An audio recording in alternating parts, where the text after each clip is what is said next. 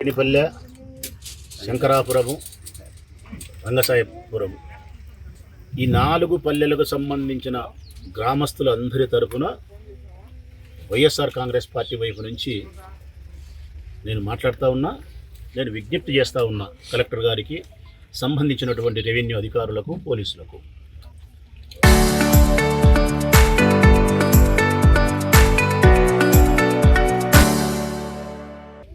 వారికి విజ్ఞప్తి చేయడమే కాకుండా ఇక్కడ జరుగుతూ ఉండే ఇసుక దోపిడీ గురించి ప్రజలకు సవినయంగా వివరిస్తా.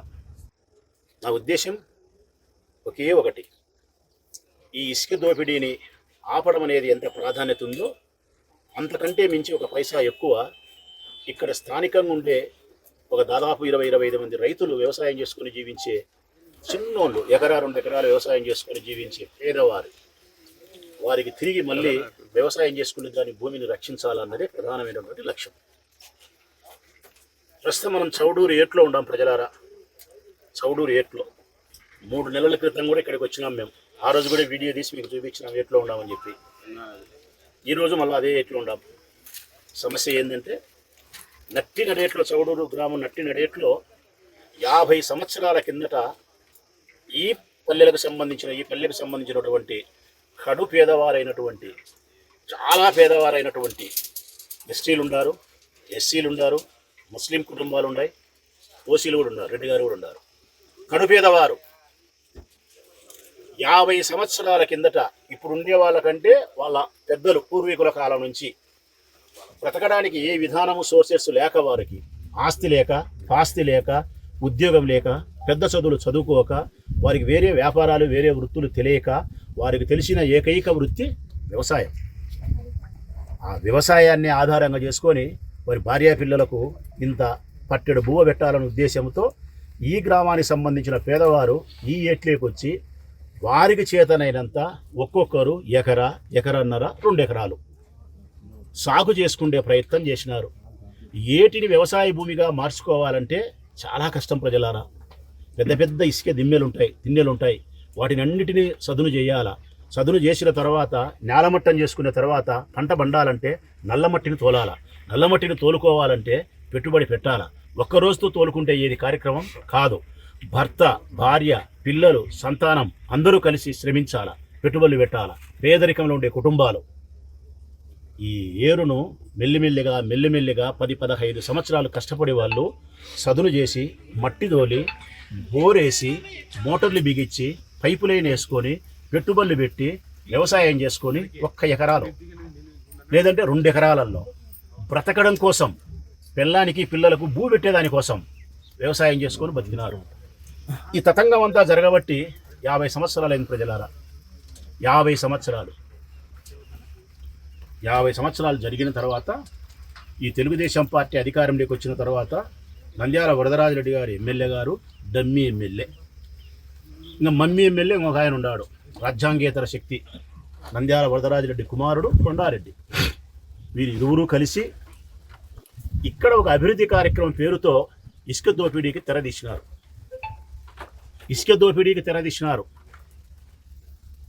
ఏంది ఆ అభివృద్ధి కార్యక్రమం అంటే, నట్టి నడేట్లో పరిశ్రమలు పెట్టే వారికి ఈ స్థలాన్ని విక్రయిస్తారంట, ఫ్లాట్లేసి.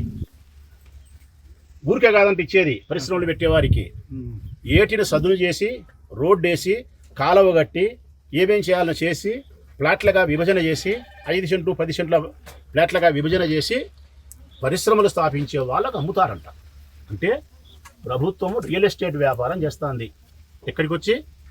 చౌడూరు ఏట్లోకి వచ్చి ఎవరి నోట్లో మట్టి కొట్టి 50 సంవత్సరాలుగా వ్యవసాయం చేసుకొని బ్రతకలేక ఉండే నిరుపేదలైన రైతుల నోట్లో మట్టి కొట్టి, ఏ మట్టినైతే పిసికి మనకు బువ్వ పెడుతున్నాడో ఆ రైతు నోట్లో మట్టి కొట్టి వరదరాజి కుమారుడు కొండారెడ్డి ఇక్కడ ఇసుక దోపిడీ చేయాలి.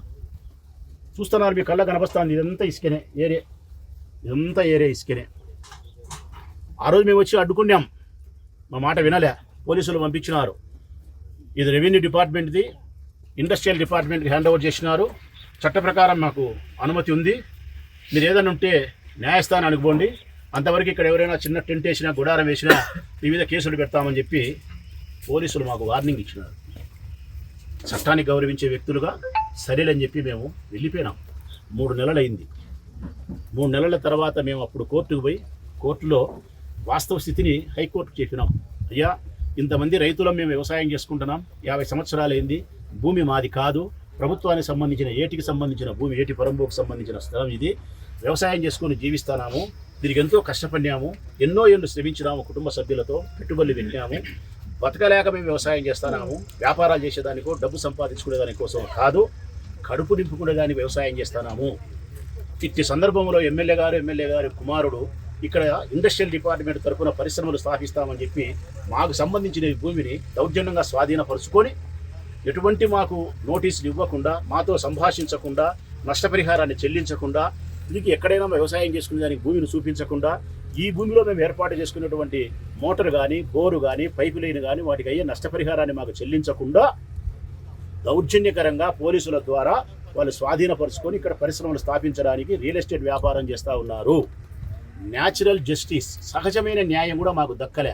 ఆ సహజమైన న్యాయం ఏంటంటే ఈ భూములు తీసుకునే దానికి సహజమైన న్యాయ విధానం ఏమైతే ఉందో మాకు నోటీసులు ఇచ్చి కోర్టుకు పోయి మేము అడిగే ఈ సహజమైన న్యాయాన్ని కూడా మాకు కల్పించకుండా దౌర్జన్యకరంగా తీసుకున్నారు. కాబట్టి దీన్ని నిలుపుదల చేసి మా నష్టపరిహారము, మా పరిస్థితి ఏందో మా మొర ఆలకించనని చెప్పి హైకోర్టు మేము పోతే హైకోర్టు వారు ఇచ్చినటువంటి స్టేటస్ కో, ఇది హైకోర్టు వారు ఇచ్చిన ఉత్తర్వులు 4వ తారీఖు ఇచ్చినారు. ఏమని ఇచ్చినారు?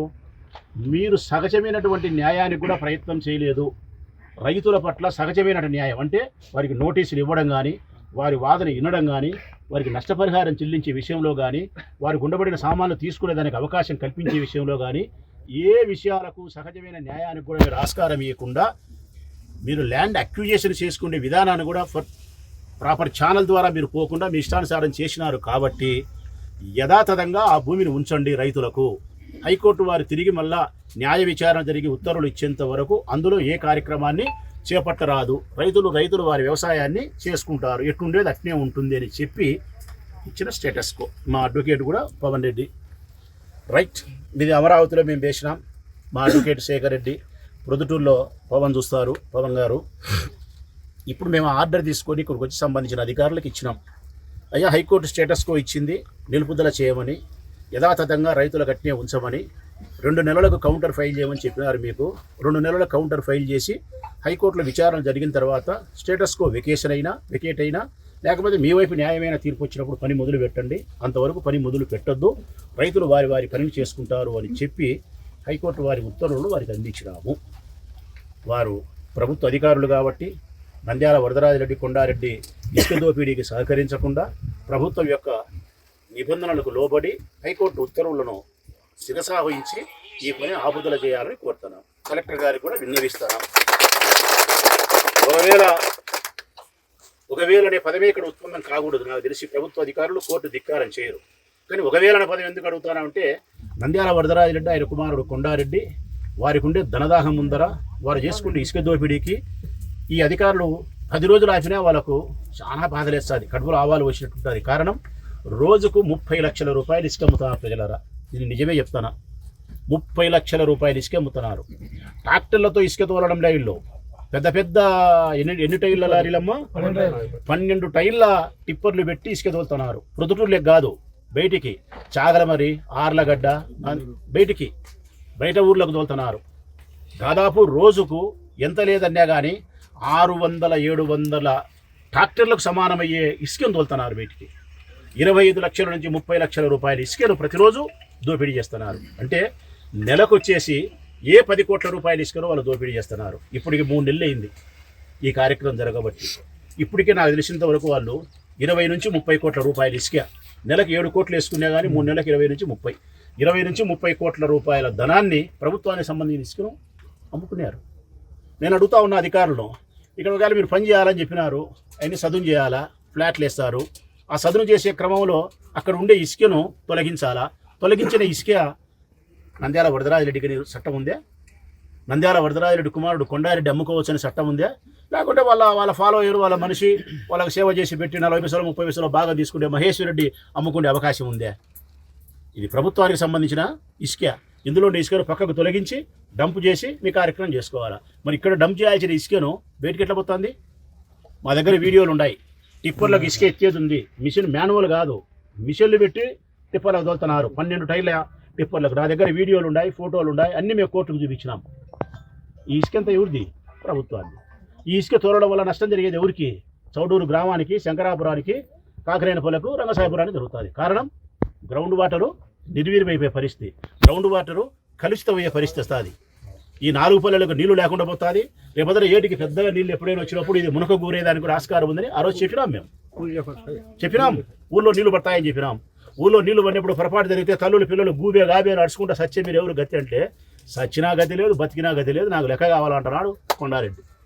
నా కొడుకు లెక్క సంపాదించి పెట్టుకోవాలంటున్నాడు వరదరాజిరెడ్డి.